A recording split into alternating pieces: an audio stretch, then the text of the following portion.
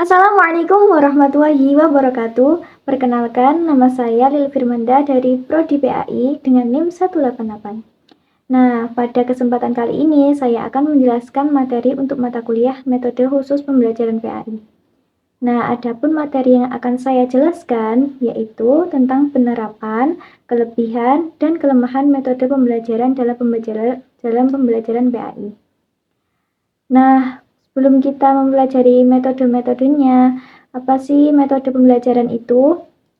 Metode pembelajaran adalah cara yang digunakan oleh guru untuk menyampaikan materi kepada siswa agar tujuan pembelajaran dapat tercapai dengan baik. Nah, dalam pembelajaran PAI ini terdapat beberapa metode yang sering digunakan oleh para guru. Di antaranya yaitu metode ceramah, metode tanya jawab, metode ibroh mauidhoh, metode drill, metode hafalan, metode demonstrasi, metode karya wisata, dan juga metode resitasi. Nah, yang pertama yaitu ada metode ceramah. Metode ceramah adalah metode pembelajaran di mana guru menyampaikan materi secara lisan kepada siswa, sementara siswa mendengarkan dan mencatat penjelasan dari guru. Nah, apa sih contoh penerapannya dalam pembelajaran PAI? Nah, misalnya, guru menjelaskan tentang rukun iman dan juga sejarah para nabi atau hukum-hukum dalam fikih. Nah, kelebihan dari metode ceramah yaitu guru dapat menyampaikan materi yang cukup banyak dalam waktu yang singkat, dan metode ini mudah digunakan ketika jumlah siswa cukup banyak. Tetapi metode ini juga memiliki kelemahan, yaitu siswa bisa menjadi pasif dan mudah merasa bosan karena hanya mendengarkan penjelasan dari guru. Nah, yang selanjutnya yaitu ada metode tanya jawab. Apa sih metode tanya jawab itu? Metode tanya jawab adalah metode pembelajaran yang dilakukan dengan cara guru memberikan pertanyaan kepada siswanya ataupun siswa yang bertanya kepada guru mengenai materi yang sedang dipelajari. Nah, contohnya dalam pembelajaran PAI ini atau penerapannya, guru dapat bertanya kepada siswa tentang rukun Islam itu ada berapa, terus hikmah sholat itu ada apa saja, atau makna dari suatu ayat Al-Quran. Terus kelebihannya itu dapat membuat siswa lebih aktif dan melatih keberanian atau percaya diri siswa untuk berbicara serta mengemukakan pendapatnya. Nah, sedangkan kelemahannya adalah tidak semua siswa itu berani untuk bertanya dan juga berani untuk menjawab pertanyaan. Sehingga biasanya hanya beberapa siswa saja yang aktif di kelas. Nah, yang selanjutnya ada metode ibroh dan mauidhoh. Apa sih metode ibroh dan mauidhoh? Itu adalah metode pembelajaran yang dilakukan dengan cara memberikan pelajaran atau nasihat kepada siswa agar mereka dapat mengambil hikmah dari suatu cerita atau suatu peristiwa. Nah, contoh dalam penerapannya, guru menceritakan kisah para nabi atau kisah teladan dalam Islam yang mengandung nilai-nilai moral dan akhlak yang baik.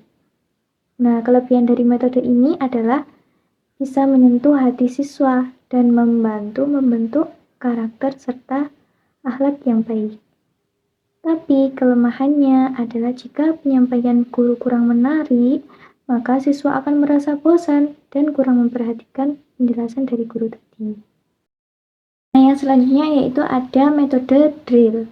Metode drill adalah metode pembelajaran yang dilakukan dengan latihan secara berulang-ulang agar siswa menjadi lebih terampil dalam melakukan suatu kegiatan.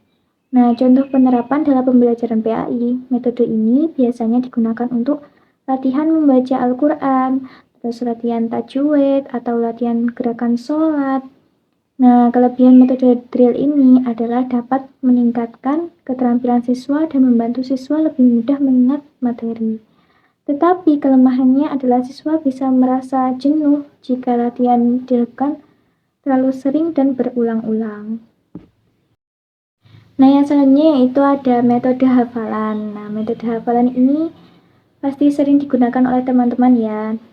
Metode pembelajaran Hafalan ini adalah metode yang dilakukan dengan cara meminta siswa untuk menghafal materi tertentu yang sedang dipelajari. Nah, contoh penerapannya seperti menghafal surat-surat pendek dalam Al-Quran, terus menghafal doa keseharian, atau menghafal hadis. Nah, kelebihan metode ini adalah membantu siswa mengingat materi yang penting dalam pelajaran agama. Sedangkan kelemahannya adalah siswa kadang hanya menghafal tapi tidak memahami arti atau makna dari materi yang dihafalkan tadi.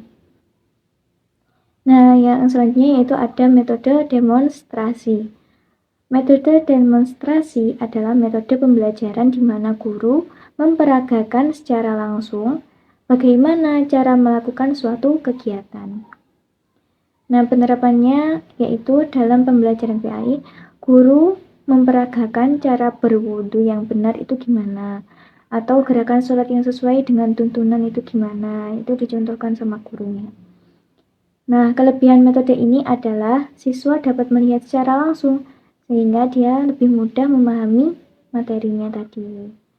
Tapi kelemahannya adalah metode ini membutuhkan waktu yang lebih lama, dan kadang juga memerlukan alat atau media yang lainnya yang bisa membantu.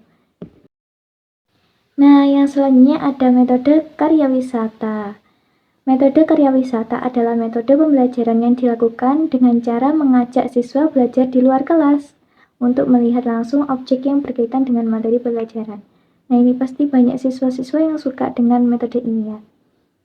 Karena seperti jalan-jalan keluar tapi sambil belajar. Nah, contoh penerapannya ini adalah seperti mengunjungi masjid atau museum, terus panti asuhan atau tempat bersejarah dalam Islam. Terus kelebihannya adalah membuat pembelajaran menjadi lebih menarik dan memberikan pengalaman langsung kepada siswa.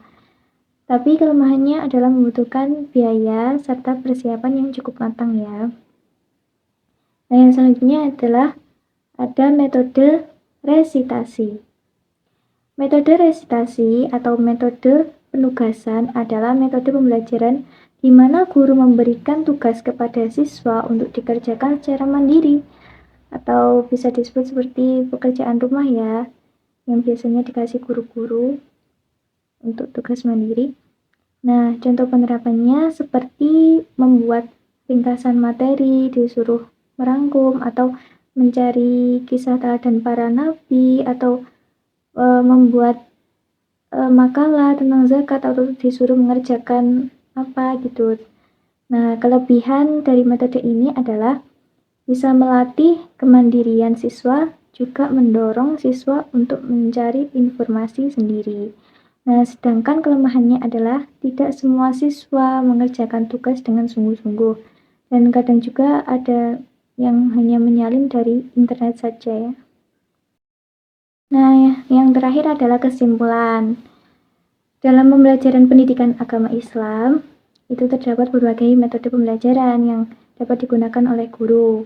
Setiap metode itu memiliki kelebihan dan juga kelemahan masing-masing, sehingga guru perlu memilih metode yang sesuai dengan materi dan kondisi siswa agar proses pembelajaran bisa berjalan dengan baik. Nah, sekian penjelasan dari saya. Semoga materi ini dapat menambah pemahaman kita tentang metode pembelajaran dalam PAI. Wassalamualaikum warahmatullahi wabarakatuh.